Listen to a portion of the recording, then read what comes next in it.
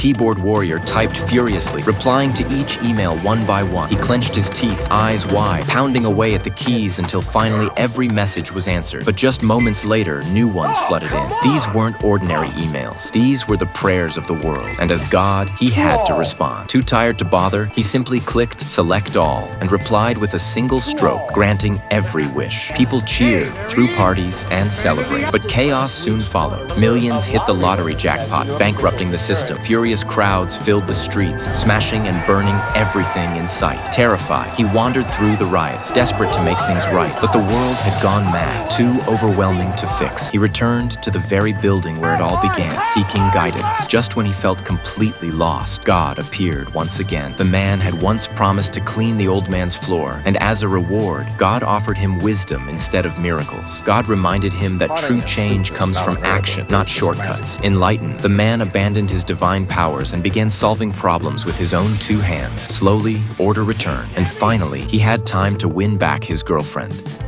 But when he heard her private prayers, every word was about him. Her words crushed him, filling him with grief and helplessness. More than divine power, what he truly wanted was love. Sunlight broke through the clouds, a sign that God had answered him. But in the very next second,